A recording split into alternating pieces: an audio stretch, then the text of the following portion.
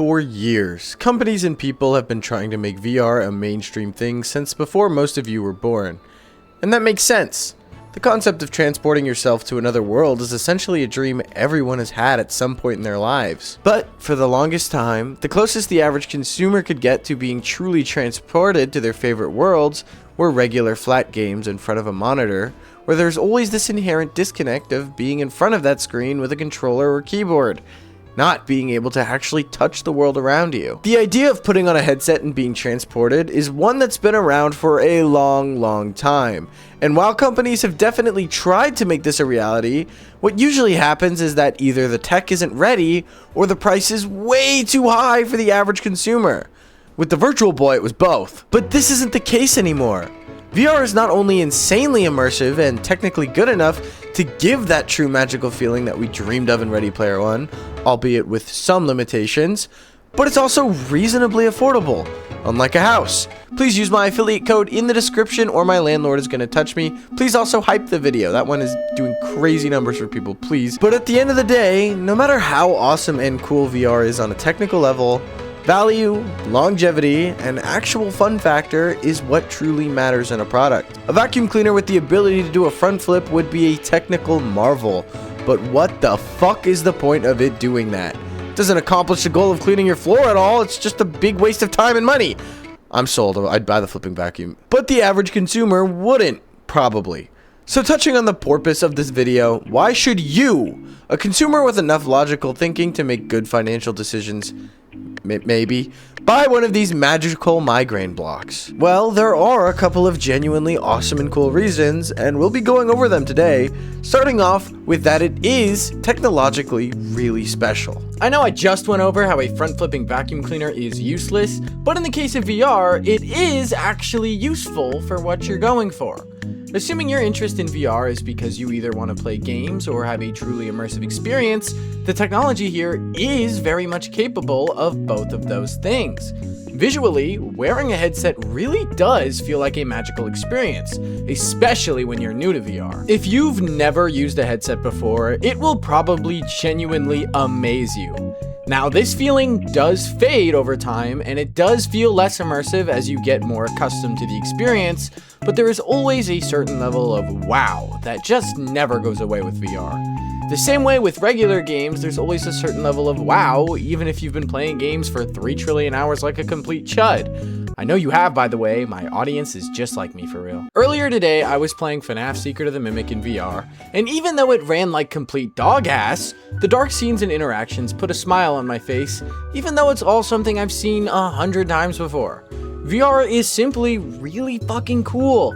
It truly does feel like being in the world, more so than any other medium can give you. But what's the good of this magical technology that connects you to your favorite games in a way like no other medium if there aren't any games? Well, there's actually a decent library of VR experiences that are really great, although limited. Admittedly, this is sort of VR's weakest strength in comparison to everything else, but if you've never had a VR headset before, there is plenty here for you. Boneworks, Vertigo 2, Batman Arkham Shadow, Half-Life Alyx, Beat Saber, etc, etc. There's also plenty of VR mods, ports, and modes for your favorite games like Minecraft and Subnautica. Pretty much every FNAF game has a port or an official version. I could sit here and list awesome experiences for a good while, but unlike with flat games, I will run out of notable titles eventually. VR's library is ever expanding, but at a much slower rate than regular games. To the point where if you already have a VR headset, I'd usually recommend against upgrading unless you already really like VR.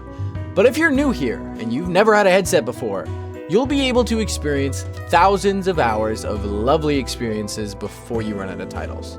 There is a lot here for a new player. But if you've been in the space for a while like I have, you are likely itching for some new games to release, with that want not really being met. But there's a big key advantage with VR that you get, and it's something you don't get with flat games, and that's, interestingly enough, value. Nobody wants to buy an expensive product if it isn't going to last them a long time. A console or system needs to last a good couple of years, but for the most part, VR can be sort of this buy once product. There are still people who rock their original Oculus Rift as their only VR headset, and that is completely fine. Despite being over 10 years old, that one headset is capable of playing all current, past, and future VR games for the foreseeable future. And that's something you just don't get with other avenues in gaming. Because your PC or other device is usually the thing powering a VR headset, unless you're playing on a standalone, there's no need to upgrade your headset as the years go on. The power that is needed for these newer titles is already included with your flat gaming system. Your VR headset works just the same and can get the job done even if it's old as hell. And it also opens this avenue where you can get a pre-owned headset for dirt cheap that still works perfectly fine. Obviously, newer headsets typically have better specs in terms of visuals and comfort, but at its core, pretty much all VR headsets and controllers are the same and are perfectly capable of playing the entire catalog of VR games. Except for the Vive wands. If you're still rocking these fucking vibrating butt plugs and complaining about games not supporting them, I don't know what to tell you, man. The index controllers literally work on your same goddamn setup! So for the most part, you can buy a headset one time and have access to almost the entire library of VR games, new and old, with some exceptions like Batman Arkham Shadow and Resident Evil being locked behind specific platforms. But the number of system-specific exclusive in VR are minuscule, and with things like the Steam Frame being capable of side-loading APKs, that list is only going to get smaller. Although we don't know if it'll stay that way long term. VR games are also typically much cheaper than regular flat games, just in general.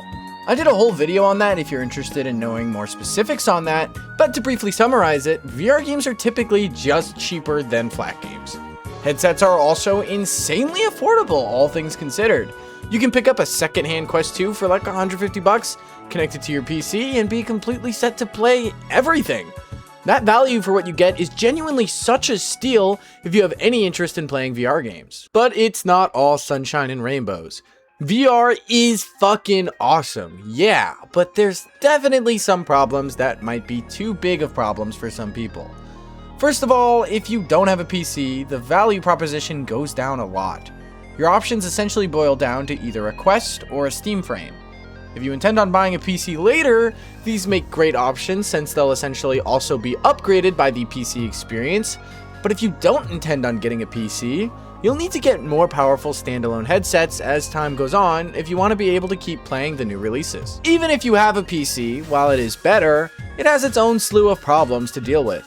If you're using essentially any non-native Steam VR headset, like a Quest for example, you're essentially guaranteed to run into some kind of wacky weirdness along the way.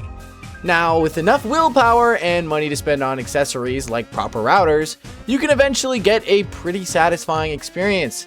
But that's a huge pain in the ass. There's generally so many little problems you can and almost definitely will experience that can make playing VR sort of a big hassle. Hopefully the Steam Frame and other future headsets can solve this, but as of right now, playing VR, no matter the headset, can be sort of a chore on occasion due to random bullshit, and that really sucks. New VR players are also typically prone to motion sickness. After around 2 weeks of playing VR actively, most people do get over it, but that's kind of a big ask for someone who maybe just wants to play VR on occasion for the 1 or 2 big games that released that year. A lot of modern VR headsets are also pretty uncomfortable. This seems to be slowly being less and less of a problem as newer headsets handle comfort a lot better. But right now, if you buy a Quest, you pretty much need to buy a head strap to go with it, or this shit will genuinely dig into your face or ears. Those are some pretty glaring issues, and depending on who you are, they can range from tolerable to pretty unbearable. So it makes sense that VR would have such a hard time taking off. But there really is something special here, and I think everyone should at least have access to it. VR truly is a magical experience. Being able to throw on a headset and have an experience where you feel truly immersed in the world is fantastic. It is games that are only possible in VR with titles like Boneworks, but it can also enhance already awesome flat games like Minecraft, and it just generally is incredible. But VR is still really new. There are some pretty base level things that still need to be worked out. Games are still pretty much just starting out, and there are a couple of glaring issues. In a way, I like to look at it in a similar style to that jankiness we saw when devs had to transition to 3D gaming. There were a lot of things that were still being made standard.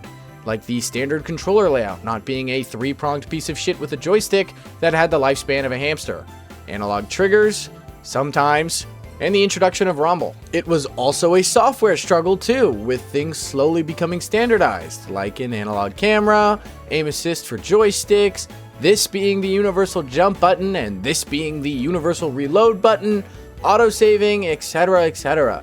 Things we take for granted in modern gaming as standard originally took time before developing to that point, and VR is in a similar state right now. Controllers deciding whether to have capacitive touch detection, the move from outside in to inside out tracking, game-related things like locomotion going from only having physical walking to teleporting to smooth locomotion to game supporting both.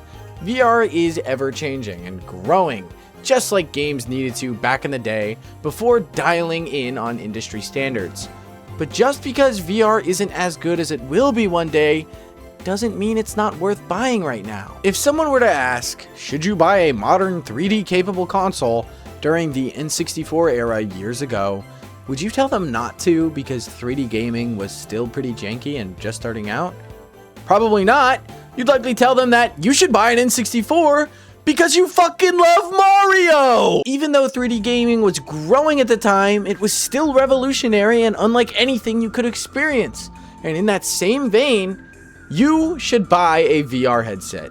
It truly is unlike anything you can experience, even if it is still in the early days. Even though the library isn't that giant yet, even though the comfort leaves much to be desired, and even though it can be a real pain in the ass to get working sometimes, at the end of the day, getting to enjoy this technology today really does make it all worth it. And even if it is limited, it's still an absolute joy, even now.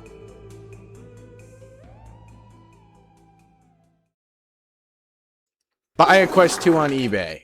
If you enjoyed this video, check out one of my other ones where I talk about another specific aspect of VR's growth. Like this one where I talk about the death of base stations that required setting up big cameras in your room in order to get tracking in VR.